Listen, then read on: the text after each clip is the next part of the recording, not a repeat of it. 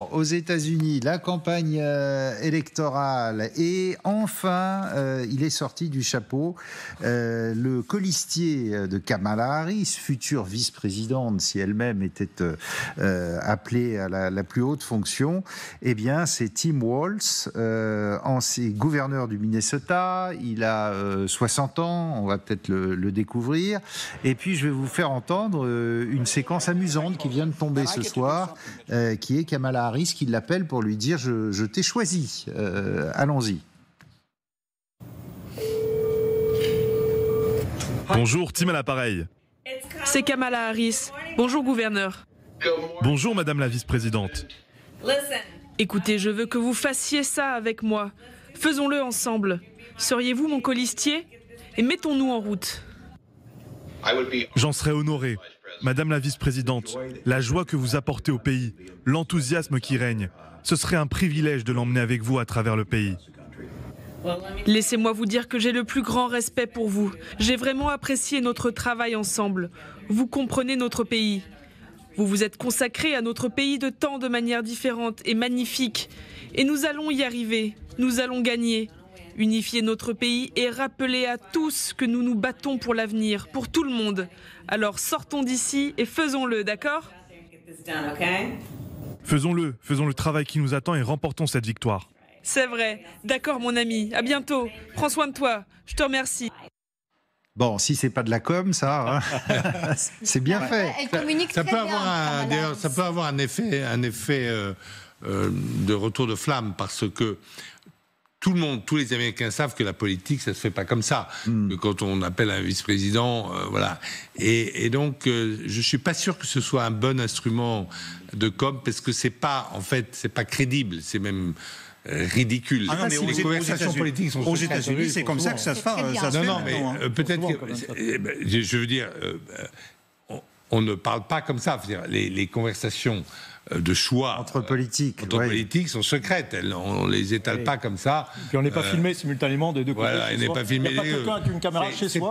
C'est pas une conversation politique crédible, c'est du cinéma. Et je suis pas sûr que d'avoir fait du cinéma sur cette séquence-là va leur servir, mais on verra bien. Vous vous souvenez, la première élection de Biden, c'était pareil, on voit Kamala Harris dans une espèce de parc au téléphone, et qui est là, Joe, on l'a fait, ça avait été diffusé aussi, comme ça. Quand on a reçu le coup de téléphone de Barack Obama, Ouais. Très récemment, en disant voilà, tiens, feignant la surprise, oh Barack, c'est toi. Regardez le slogan de campagne de ce ticket, Harris-Walz, c'est Let's win this, gagnons là. Gagnons la campagne, évidemment.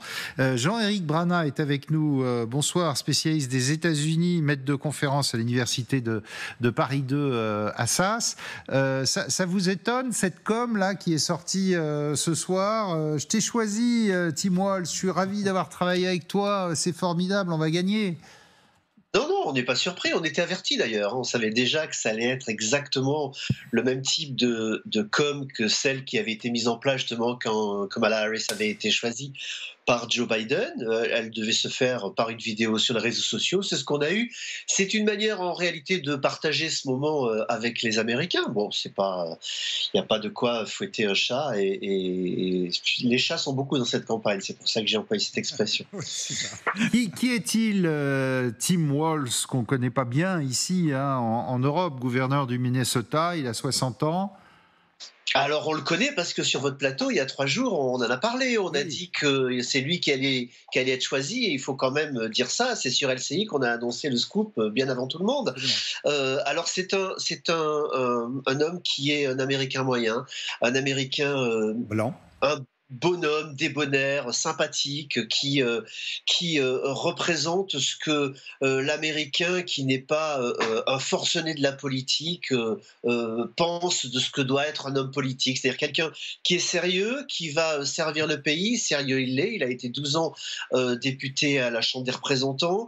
Il est gouverneur élu dans un État plutôt acquis aux démocrates de façon traditionnelle et qui a une façon, une vue sur la politique qui est un peu particulière, puisqu'il pense qu'un seul mandat, ça suffit, que les élus sont là pour servir, alors pendant ce mandat, ils doivent faire le plus possible ce qu'ils pensent être bien pour le pays, et puis le suivant fera ce qu'il veut derrière. C'est à peu près la philosophie de Walz, qui d'ailleurs a fait passer beaucoup de mesures dites progressistes. C'est pour ça qu'on le classe là-dessus. Mais en réalité, c'est un modéré. On voit que pendant ses 12 ans à la Chambre des représentants, et il en a passé des milliers de votes en 12 ans, il a toujours été un centriste du centre, si on peut le dire ainsi. Ouais, regardez les deux tweets. Alors d'abord, lui, de Tim Walz, quand il apprend la nouvelle, il dit c'est l'honneur d'une vie.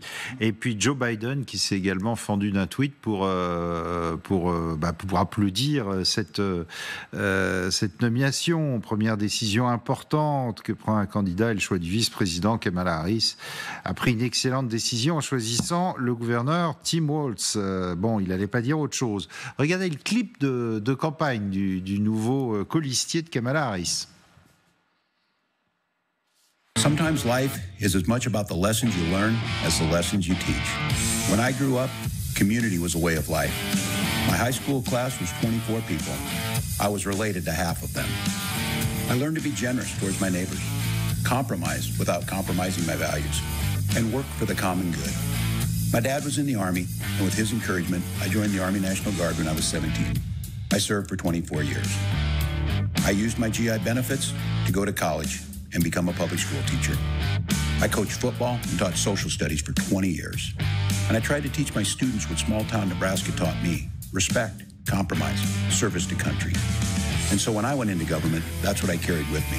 I worked with Republicans to pass an infrastructure bill, cut taxes for working families, signed paid leave into law. I codified abortion rights after Roe got overturned. Because I go to work for the common good. But enough about me. Let's talk about you. Because that's what this election is about. It's about your future. It's about your family. And Vice President Harris knows that. She too grew up in a middle-class family. She too goes to work every day, making sure families can not just get by, but get ahead. We believe in the promise of America, in those values I learned in Nebraska, and we're ready to fight for them. Because as Kamala Harris says, when we fight, we win. Voilà, ce que disait Jean-Éric Brana, ça a l'air d'être le brave type. L'armée, la famille, le foot. C'est un très très bon choix stratégique. Parce que si vous voulez, en fait, tout le monde sentait que c'est le profil que Kamala Harris allait choisir. Ça veut dire qu'en fait, il fallait élargir le champ d'électeurs vers lesquels il s'adressait. Donc elle, femme de couleur.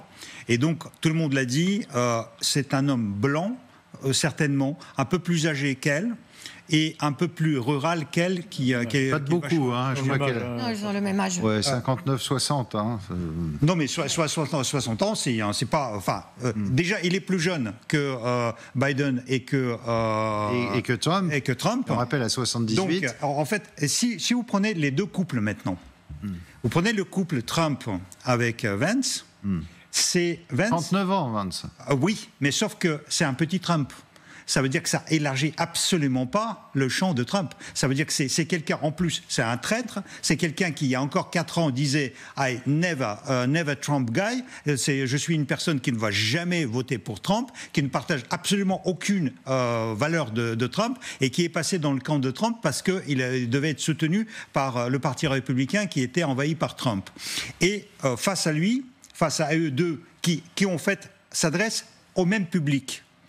Là, le couple Harris et Tim Walz, c'est un couple qui élargit tout de suite le champ de bataille, et en fait, il s'adresse à la communauté de couleur, et aux femmes, et à la classe moyenne, et à la ville, et à la campagne, parce que lui, il est enseignant, mais il vit dans un État où il a des relations assez rurales quand même. Ouais. Je vous fais écouter des habitants du Minnesota qui évidemment sont ravis. Tim Walz est une personne accessible et terre à terre. Il parle clairement, il dit la vérité. Il n'édulcore pas les choses. Il ne vous dit pas ce que vous voulez entendre. Je pense que toutes ces qualités sont de très bonnes qualités chez un leader, au niveau local, mais aussi au niveau national.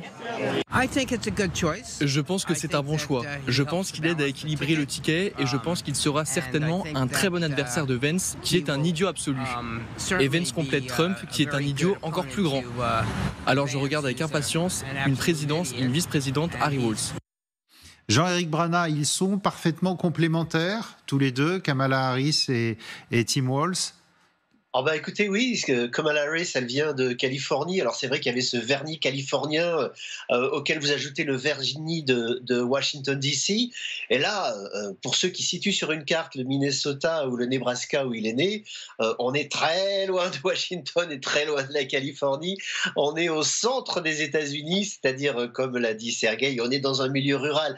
Dans la ville où il est né, il y avait 400 habitants et vous l'avez entendu dans le petit clip, il a expliqué que sur les 24 élèves qu'il y avait dans sa classe, il y avait 12 cousins. Donc on voit un petit peu dans quel milieu il a évolué et ce qui est très important dans ce qui vient d'être dit, c'est quelqu'un d'accessible. C'est ça qui va passer dans cette campagne. En réalité, les Américains désormais veulent sortir des divisions, ils veulent pouvoir se parler, ils veulent quelqu'un d'accessible. C'est exactement ça, de la normalité. Un président normal, un vice-président normal, là ce sera une présidente normale, un vice-président normal, c'est tout ce qu'ils demandent, qu'on s'occupe d'eux. Et le clip pour ça est très bien foutu puisqu'on parle du nous tout de suite et on parle des problèmes de la vie quotidienne de chacun. C'est une entrée réussie. Maintenant, il ne faut pas oublier que de l'autre côté, il y a des forces aussi. Alors, ça va être force contre force, en particulier avec les deux vice-présidents, puisque Vance, qui joue sur le même registre que Walz, désormais, a été quand même dépossédé de cette ruralité qu'il voulait incarner. Et il va se retrouver au débat contre lui avec simplement les compétences. Et là-dessus, Vance est quand même beaucoup plus faible puisqu'il n'a que 2 ans de mandat. Et donc, face à quelqu'un qui a, comme on l'a dit, été député pendant 12 ans et qui est gouverneur maintenant depuis 2 mandats, ça va faire très court. Alors justement, angle d'attaque de Vance vis-à-vis de son homologue démocrate, Walz, c'est un très dangereux gauchiste. Allons-y. Le bilan de Tim Walz est une plaisanterie. Il a été l'un des plus radicaux, les plus à gauche de tout le gouvernement des États-Unis à tous les niveaux. Mais je pense que la sélection de Tim Walz montre que Kamala Harris a cédé à l'extrême gauche de son parti, ce qu'elle fait toujours. Bon, ça c'est un bon angle d'attaque ou pas? C'est un gauchiste, voilà. Oui, parce que pour l'américain. Oui, c'est un bon angle parce qu'en fait, les républicains, ça va être un de leur axe de campagne, c'est-à-dire que le wokisme, c'est-à-dire le culte des minorités, est allé beaucoup trop loin aux États-Unis. Et cet axe-là, non seulement ça plaît à la base républicaine, mais ça peut mordre sur l'électorat centriste, puisqu'il y a beaucoup d'électeurs centristes qui un jour votent républicains, un jour votent démocrates, qui sont un peu horrifiés par les excès du wokisme qu'on trouve notamment dans les campus des universités de Californie ou de la côte Est. Alors ? Oui, il y a d'autres points positifs, notamment pour Walz, à la différence de Vance, justement, qui s'improvise un peu comme spécialiste de l'international, ce qui ne l'est pas du tout. Mais en tout cas, c'est un très grand ennemi de l'Ukraine, ça on le sait. C'était celui qui a bloqué tous les votes sur les budgets pour l'aide à l'Ukraine. Mais tandis que Walz, il parle à ces Américains simples et son résultat, son bilan en tant que gouverneur est très réussi. Il est vraiment très aimé, très respecté à Minnesota. Parce que c'est l'un des seuls États quasiment aux États-Unis où il y a l'augmentation de naissances. Parce qu'il a organisé, l'accès à la médecine est quasiment gratuite, il a les jardins, les écoles maternelles qui sont aussi quasiment gratuites. Donc vraiment, il y a un bilan social très intéressant. Et moi, ce que j'ai remarqué, c'est peut-être un petit point, une réussite psychologique de ce choix, parce qu'il a un petit air de Mike Pence, vous ne trouvez pas, qui était le vice-président de Trump, républicain, et qui était très très populaire aux États-Unis. Regardez ces images en direct. Ça peut créer une sorte de confusion dans la tête des républicains qui vont se dire tiens, il est peut-être pas mal parce que il fait sérieux avec ses lunettes et ses cheveux blancs. Positive auprès des républicains. Voyez.